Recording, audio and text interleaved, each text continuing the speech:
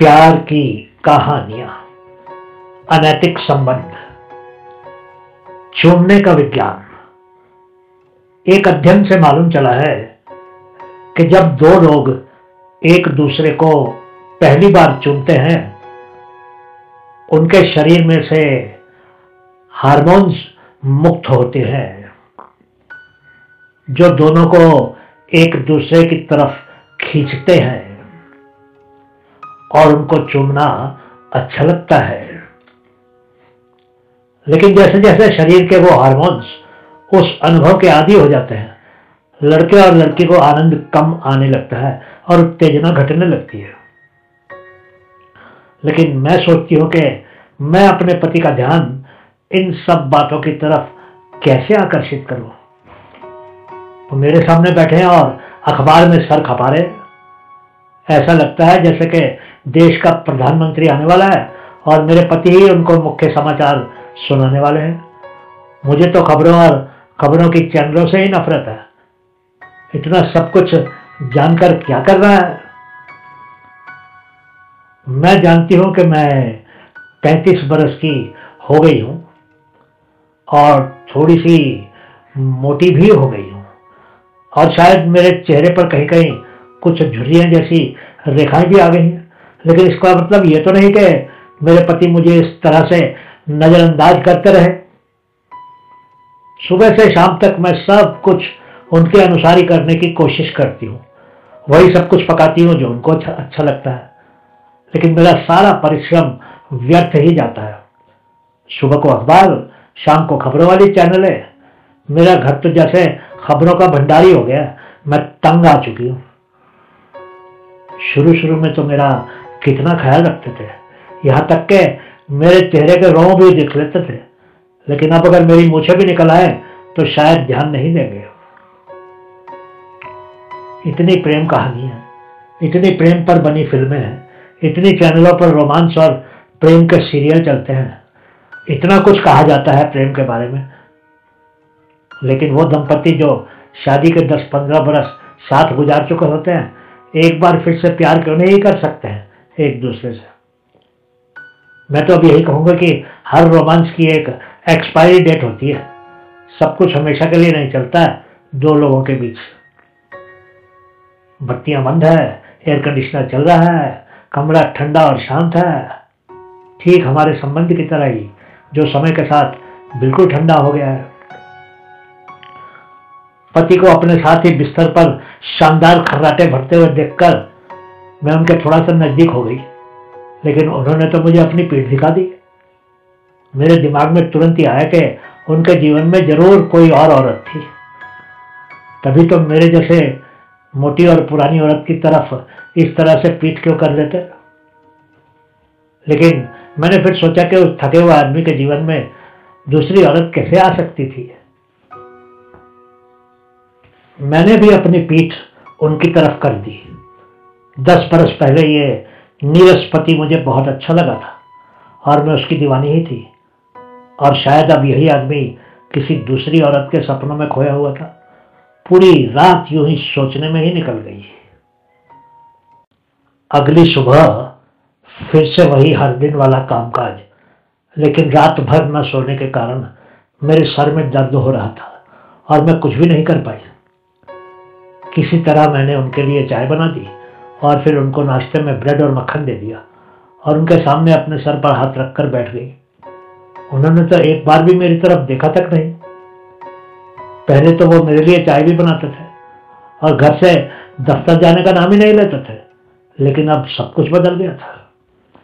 मैं मेज से उठकर वापस सोने के लिए कमरे में चली गई। वो अंदर मुझे ये बताने के लिए आए कि वो दफ्तर जा रहे थे। उन्होंने मुझे बिस्तर पर सर थामे देखा भी था, लेकिन ये नहीं पूछा कि मुझे क्या हुआ था। खैर, मुझे अपना ख्याल तो रखना ही था। मैंने एक गोली ले ली और काम करने लगी। दिन किसी तरह बीती गया। मैं खिड़की से सूर्यास्त को देख रही थी कि तभी मेरा भी बाहर जाने का मन हुआ। मैंने जल्दी से जीन्स और शर्ट पहनी और दरवाजा लॉक करके सड़क पर आ गई और टहलने चल दी। मैंने रास्ते में फोन पर कुछ लोगों से बात की। मेरे फोन पर बहुत सी मिस कॉल थी। वो सभी मिस कॉल मेरे पति की थी। मैंने तुरंत ही उनको फोन किया। मेरे पति आकाश ने तुरंत कहा, तुम कहां पर हो? मैं आधे घंटे से घर के बाहर खड़ा हूं। मैंने फोन बंद किया और वापस घर की तरफ दौड़ पड़ी। वो बाहर ही खड़े थे। मेरी ही गलती थी। मैं उनसे माफी मांगना ही चाहती थी कि वो बोल पड़े, तुम तो मुझे बताए बिना कभी घर से बाहर जाती ही नहीं थी, कहां थी तुम? एक बार तो मुझे यूं महसूस हुआ जैसे कि मैं सिर्फ एक गुलाम ही थी। लेकिन फिर मुझे याद आया कि गलती तो मेरी ही थी, क्योंकि पहले अगर मैं कभी बाहर जाती थी तो इनको बताकर ही जाती थी, और उस दिन पहली बार मैं बिना बताए ही घूमने निकल गई थी। मैंने तुरंत ही उनके लिए चाय बना दी। वो टेलीविजन देखने लगे और मैं अपनी सहेलियों के साथ फोन पर व्हाट्सएप पर व्यस्त हो गई। मुझे व्यस्त देखकर वो बोले, क्या दिन काफी नहीं होता है तुम्हारे लिए जो अभी भी फोन पर ही लगी हुई हो? बैठकर खबरें देखो, कुछ जानकारी मिलेगी जो तुम्हारे काम आएगी। मुझे एक छोटा सा भाषण सुनाने के बाद उन्होंने मेरे हाथ से मेरा फोन छीन लिया, लेकिन मैंने भी तुरंत ही फोन वापस छीन लिया, क्योंकि उनको मैं अपनी ईमेल या मैसेज नहीं देना चाहती थी। कुछ दिन पहले मैंने ही अपनी बहन और अपनी सबसे अच्छी सहेली को मेरे पति के बारे में कुछ बुरा लिखकर भेजा था। मैं नहीं चाहती थी कि वो उस मैसेज को पढ़ ले। मैंने तुरंत ही वो मैसेज डिलीट कर दिए और फिर उनको कहा, ये फोन मेरा निजी है, प्लीज मेरी अनुमति के बिना कभी इसको हाथ भी मत लगाइएगा। उस समय उनका चेहरा देखते ही बनता था, क्योंकि उनको मुझसे ऐसी उम्मीद नहीं थी। मैंने रात का खाना बनाया और फिर हम दोनों ने साथ साथ ही चुपचाप खाना खाया। खाने के दौरान हमने एक दूसरे की तरफ नजर तक नहीं उठाई। खाने के बाद वो अपना लैपटॉप खोलकर बैठ गए और मैं सोने के लिए कमरे में चली गई। तभी अचानक मेरी सहेली ने मुझे फोन किया। उसने सीधा कहा, रिया, तेरे पति को ठीक करने का बस एक ही तरीका है, उसको ऐसा आभास करवा कि उनका अब कोई महत्व नहीं है, और ऐसा व्यवहार करके जैसे तेरे जीवन में कोई और आ गया है। मैं जानती थी कि मैं ऐसा नहीं कर सकती थी, क्योंकि वो अपने पेशे में काफी तरक्की कर रहे थे और मेरे ऐसा करने से उनको चिंता हो जाएगी और काम से उनका ध्यान हट जाने वाला था। तभी मेरी सहेली ने फिर कहा, अगर वह तुझे सच में ही प्यार करता है तो वो तुम्हारी बात सुनकर चिंतित हो जाएगा। उनको उनकी गलती का आभास करवाना ही होगा, तुमको उनको ठीक करना ही होगा।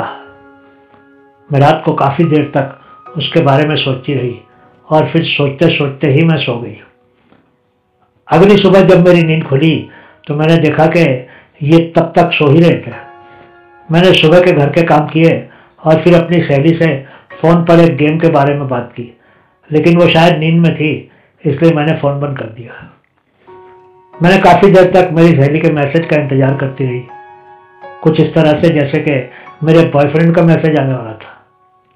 ये भी सोकर उठ गए और मैंने चाय बनाकर इनके सामने रख दी। मैं भी इनके साथ ही बैठ गई। तभी मेरे फोन पर एक मैसेज आया। ये भी देख रहे थे।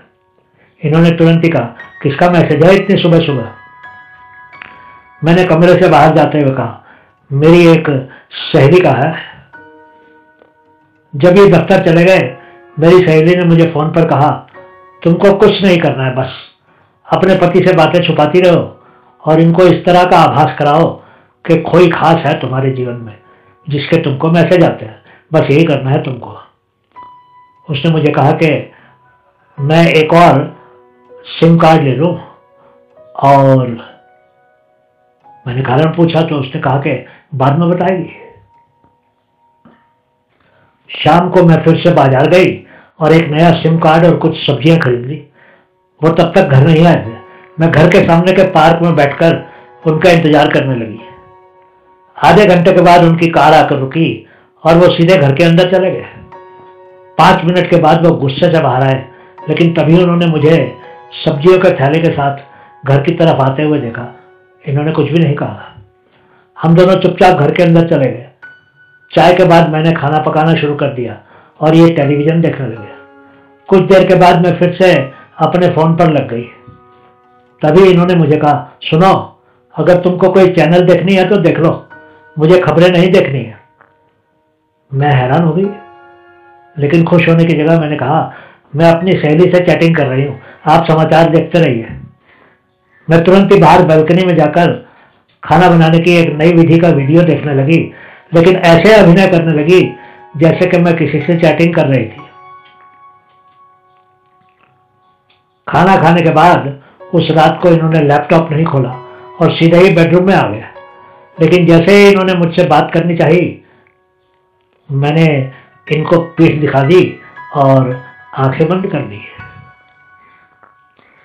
मेरी सहेली की सलाह मानते हुए मैंने पूरी तरह से ही अपने पति को नजरअंदाज करना शुरू कर दिया था।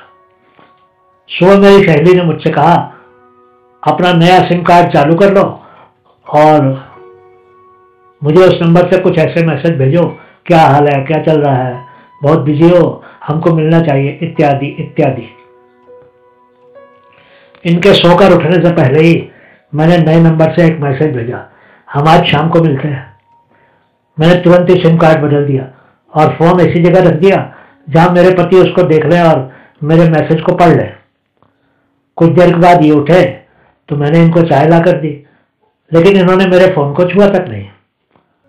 चाय पीते हुए मैंने इनसे पार्लर जाने के लिए पैसे मांगे तो इन्होंने कहा, पैसे तो तुम्हारे पास है ही, और क्यों मांग रही हो?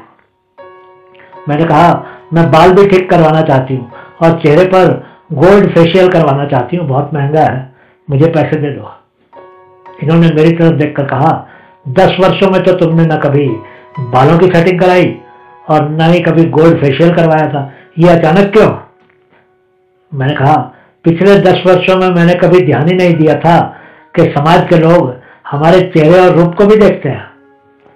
मैंने खाली प्लेटें उठाई और कमरे से बाहर चली गई। मैं छुप कर देखने लगी कि क्या ये मेरे फोन के मैसेज को देखते हैं, लेकिन इन्होंने ऐसा कुछ नहीं किया। दफ्तर जाते हुए ये अपना डेबिट कार्ड मेज पर रख गए।